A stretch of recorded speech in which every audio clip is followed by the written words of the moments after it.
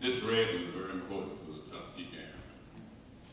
These trinkets, like being an engineer, NASA always wants me to come out and use some of my knowledge that the Air Force gave me to help them. So that's what that string is, all NASA. And wherever I go, I get pinned, you know. But the main thing is that when you're flying up there, the pilots will tell you, it's hectic. You don't have time to think. If you think, you're dead. You have to react. And if you saw a red tail, that was your friend. You didn't have to worry about being shot down. You shot the ones down that didn't have a red tail. That's the way it was. Most of the presidents will tell you, we don't like war, but it happened. It happened. Even in biblical times, you go back, David and all of them, they were involved with great wars. But, you know, I'm going to take you real quick back, because it's not many of you in here that are as old as I am. There's a few couple, but not many. I was going back there, back there. But the main thing is that during the early years after between the First World War, that was the greatest war. They thought that was it. No more like that. Wow, they lost thousands and thousands of men. They fought Germany then, along with England and France. But young Negroes, that's what we were called then, Negroes. We were called Negroes, African Americans, colored, black. We had so many names. We only want to be called one name, America. We were born in America. That's what we are. It don't have nothing to do with the pigmentation of your skin. Like Martin Luther King said, don't judge me according to the pigmentation of my skin. I'll fool you. That's what that's what we're doing. We're fooling a lot of people. And the Tuskegee Airmen will let you know that we are what we are, like my daughter said. If you go to Exodus, the 6th chapter, probably the 5th chapter, maybe the 5th, and the 6th verse, God was telling Moses, you go tell those Israelites, I heard their groaning. Yeah. And it was back there in those years that young Negroes wanted to fly for this country, and we had an all-white policy. Our Army Air Corps was segregated since the Revolutionary War. They weren't there then, but our Army was. And you, as a Negro, are not going to break that. We're not going to change. This went on, but these young men knew that airplanes had a lot to do with winning that First World War. And being persons of color, we felt that we had the same mentality in the brain. God gave us all the same. But it would never happen. But finally, one court case, I think his name was Williams at Howard University, it kind of struck Washington. Washington said, we got to do something about this. I know what we'll do. We'll bring in our vets, our PhDs. You know, they gave me that doctorate, and I use it on kids. Said, if I can get a doctorate degree, what can you get? If I came along with an engineering degree, afforded, fifted, what can you do? The doors are open to you young people. You take it while you got the opportunity. But let me tell you, don't forget the priorities. God first. God first. Family next. School next. Young people who playing ball, then sports. Sports is last. Because if you put God first, you go to the top. So, you know, this went on, court cases, and you know, sometimes you have a race of people that's pretty tough, you know. But sometimes the tough gets going, and we were pretty tough too. You know? But the main thing is that these PhDs did a survey on young Negro men to see if they could qualify to become pilots and fly for this country. You know what the result of that survey was? If you were a Negro and you wanted to fly an airplane, you didn't have the dexterity, you didn't have the mental competence, you lacked skill, and if you flew in a war for this country, you're nothing but cowards, and we don't want no cowards flying for That's just what they put in Washington, D.C. And that's the word for it. But you know, this went on, and let me tell you something. I think it's John 4:24. If you worship God, there's only two ways to do it. In spirit and truth. Thank you. It's the only way. So what does that mean? God is a spirit. Yeah. So he is not coming there because he sent his son in the flesh. So he's not going to follow him in the flesh. But let me tell you what he'll do. He'll sure send somebody. Won't he do that? Get sick, get hurt, need something. God will send somebody. You know somebody, I needed $1,000 and I went out, I don't even know who put that envelope in my mailbox. That's the way God works. I don't know who did that for me. You know, but the main thing, you know, was this man came by me and said, "Are you okay?" He laid his hands on me and I was so sick and I don't even know who he was. Next thing I know, I'm jumping up and down. You see, that's what God does things. Don't you think he didn't? I told you he heard our groaning. Because that's the only thing we have. And when you fight prejudice and bigotry, see, young people, you don't know what that is. You don't know, young people. Please listen to me. Because it's a terrible thing to get all mixed up in somebody who hates you because of the pigmentation of your skin. And never look at the 12 inches from your brain to your heart. Know-how and character. That's the way to judge people. Know-how and character. And this went on, and like I told you, God will send somebody. You know, why is it that every time something great happens, it's always got a lady involved? You know, why do ladies always do great things, you know? That's wonderful. You know who God sent? She heard the cry. She heard the wife of the President of the United States. But God don't have step. When he go first class. Right. The wife of the President came to help these young Negroes in this country find a place to fly. Her name was Miss Eleanor Roosevelt. And you know how tough she was. She said, "I don't care about no survey. I don't care what color they are. I'm going to do everything I can to get these young men a place to learn to fly." And her husband was the President of the United States, Franklin Delano Roosevelt. And you know, during that time, I don't know if you knew it or not, they were experimenting.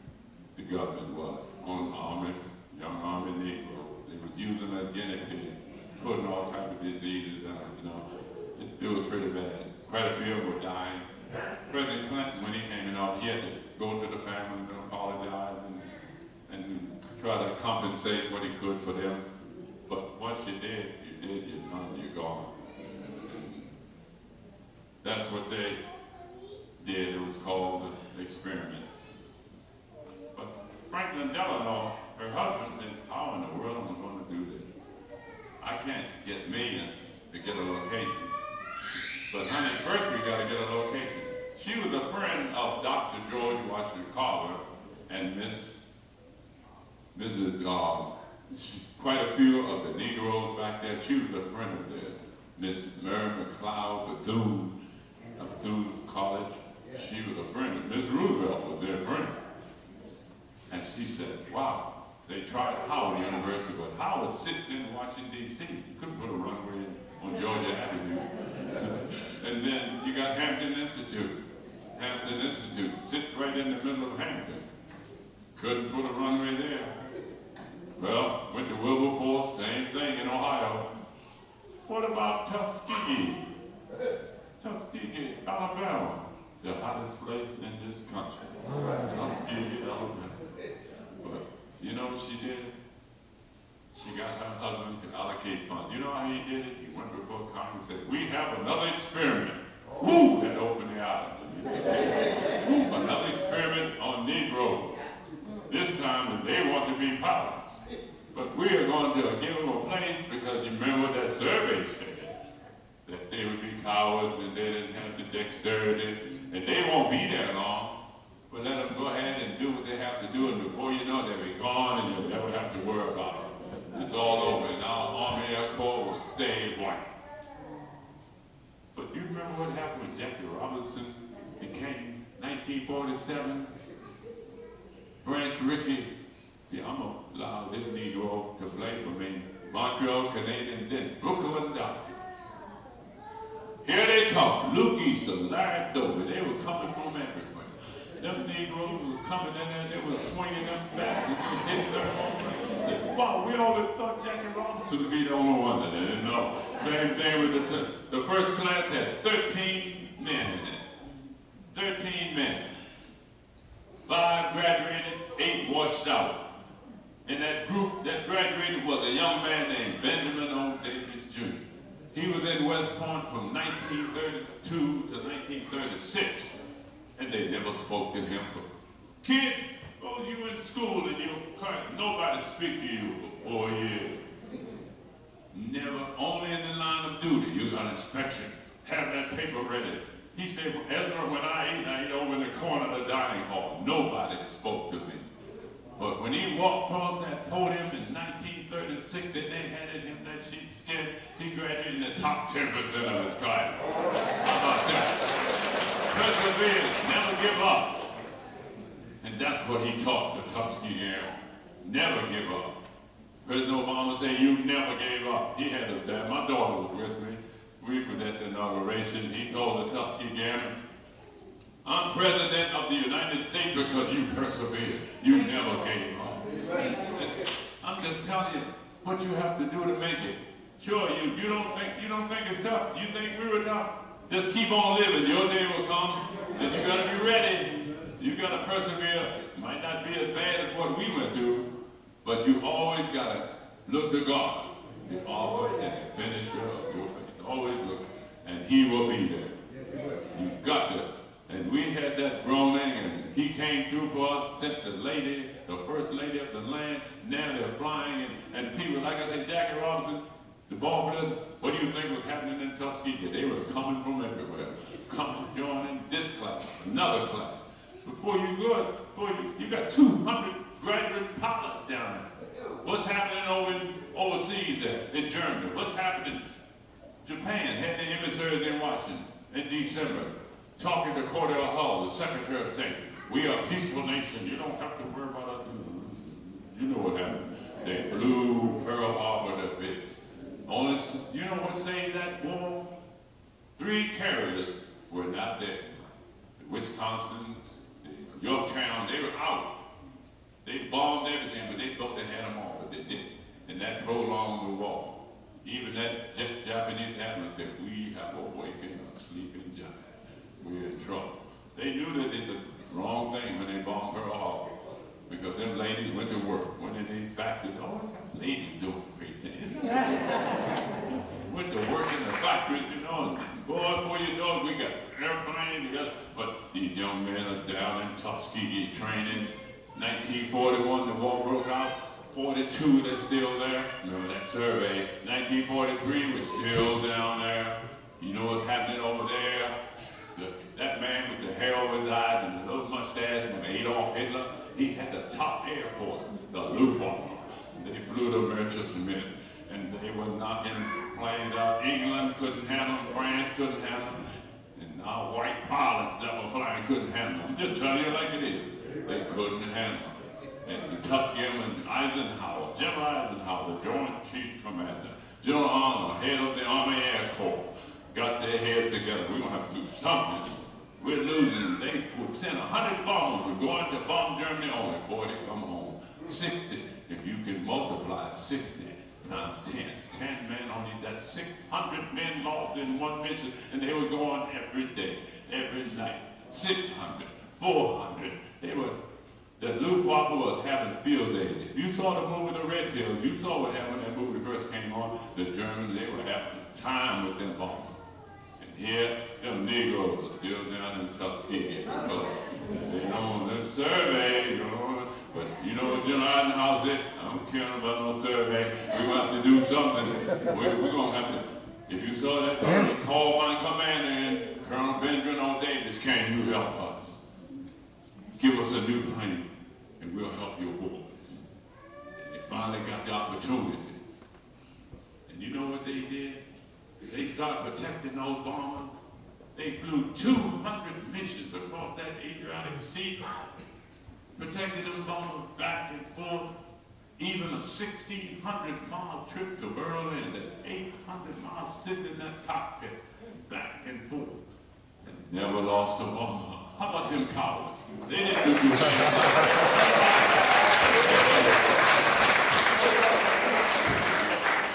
You see what I mean, young people? If somebody tell you can't do it, and you can't do that, you don't do the other, if it's right, God loves right. If it's right, and he surely loves righteous. So if it's right or right, you do it. Do it. Persevere like I did. Don't give up. And you will, like I said, end up on the top. But the main thing is that they got the opportunity. And finally the war is over, and they come home, and they, what? Here we go with the ladies again. They would allow the men to fly the plane back. You know, the ladies, the WASP, W-A-S-P, they taxied the plane back and put the pilots and all the crewmen on a ship across the Atlantic Ocean. They landed in Perth Amboy, New Jersey. You think they had never done nothing. You know how many lives they saved? In 1 year, not allowing the Germans to shoot down any bombers. They had a little sign that said, job well done in Perth Amboy, New Jersey. They put all the whites, he was white and black. My commander was on that ship, so he was a high ranker, so that put him over.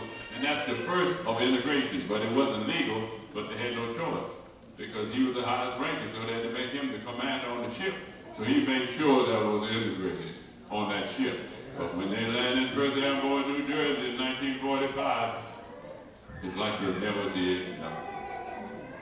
Never did a thing. They put the white boys in, took them to town, bomb, bomb, bomb, bomb, bomb, bomb, confetti coming down, put these Negro Tuskegee Airmen on the train and shipped them to Indiana, dreaming feel like they never did nothing. When they got there, they got them. Boy, they were doing everything to them. They couldn't go in the officers' club. They were getting them for mutiny. That's the way it is, young people. You know, you say, well, I don't have to worry about it. Let me tell you something. They still looking at you cross-eyed. They looking at you cross-eyed. They waiting for you to slip, but don't you slip. You trust in God, and watch what He'll do for you. That's all you have to do. Trust in God, and watch what happens. Because He sent His Son. He made it easy for you. You didn't have to go to that cross and die. He did it. He took the sins that you did and took them with Him up there. And took His beating and scorn and did everything for Him. But it's all for you and me. See, I'm not crazy. I accepted it. See, I'm not, you understand what I mean? That's the greatest insurance policy you can get. You know where you're going, you know? It's the greatest insurance policy. Yes, sir. All He wants you to do is receive Him, and you say, well, I can't do that. No, I know you can. But when He comes, He said, we will come and sup with you. So that means the Holy Spirit's coming too.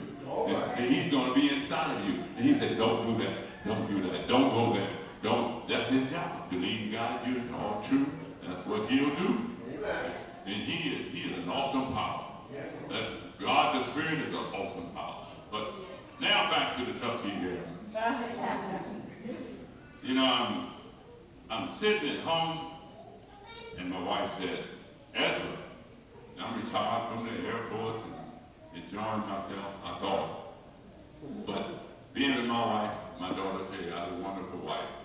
She loved everybody, but first she loved the Lord, and that's the key. That's what brought us through. And I was on a cruise with her, and they called me to come up, and they said, all the married people with 50 years come up, and they said, oh, that's it, no more. Here's one back here with 60. Where is he? I said, well, come on up here. And when I got up on the stage, he made a mistake. He handed me the mic. Then he said, he leaned over and said, how in the world did you stay married to one woman for 60 years? I said, it's a bridge. It's a what? I said, it's a bridge. What is the bridge? I said, God. That's the bridge. There's 2,500 people sitting out there in the audience. Big, large conglomerate. And he said, what? And he whispered in my ear. He moved the mic, takes out, bless you. everywhere I went on that trip, people stopped me and said, thank you for the bridge. Even the captain of the ship said, boy, when I get home, my wife, I'm going to tell her about that bridge. Yeah. You see, you don't know. Words of spirit. Yeah. And you don't know when you're talking, be careful. Somebody's listening. That's what it's about. And I'm sitting home, I'm retired, and my wife said, Ezra, telephone. And I said, who is it, baby? She said, Washington, D.C. Well, I said, well, that's the Hill family. We live in Washington, D.C. And I said, oh, hello, who is this? Is this anyone in my family? This is not the Hill family. Well, who is this? This is the aide to the President of the United States. I said, what in the world did I do? This is not what you did, it's what we're going to do. We're going to pick you and your wife up and limo you and drive you to Washington, D.C. and dine you. And you have to, you can stay in a 5-star hotel. Then we're going to take you to the capital of the United States. And we are going to present you with the Congressional Gold Medal.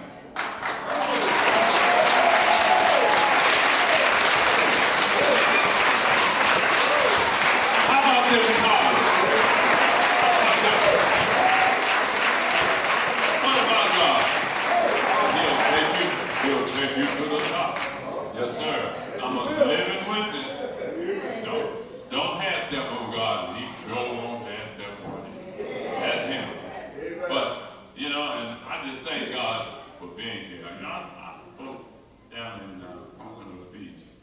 Yeah. And I think it was the same church there. But the main thing is that I get the opportunity to thank people. And I want to thank you. I really do. Because you may not be the one that prayed for us, but it sure could have been your grandma, your great-grandma. That's the truth. Because somebody back here was praying, because when they said when they did that survey of us, that's it, they will never apply for this country, somebody went on their knees. And they were praying. And I'm going to sing a song that'll show you what we as Tuskegee Airmen feel about you here in this country. I say you because you represent your grandma, your great-grandma, that sent the words up and said, please help them find somebody that can help them live.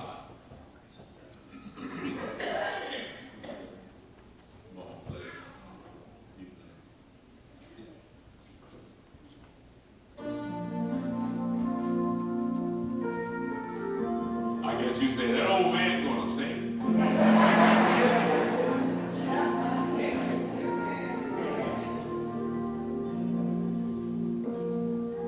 It must have been cold there in my shadow. You never had sunlight on your face. You were content to let me shine, that's your way. You always walk a step behind.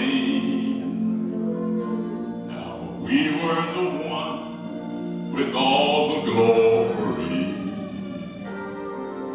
and you were the ones with all the strength. Beautiful faces without a name for so long. Beautiful smile to hide the pain. Did you ever know that you're my hero? You're everything we wish we could be. We can fly higher than an eagle. You are the wind beneath our wings.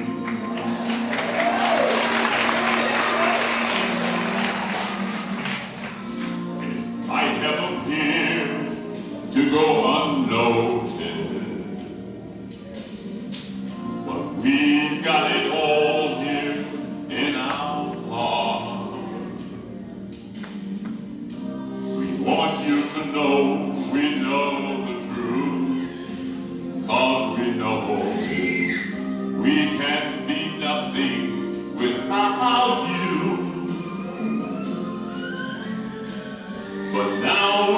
glad that you're our hero. You're everything we wish we could be. We can fly higher than an eagle. You are the wind beneath our wings. Did I ever tell you you're our heroes? You're everything we wish we could be. Oh, and I can fly high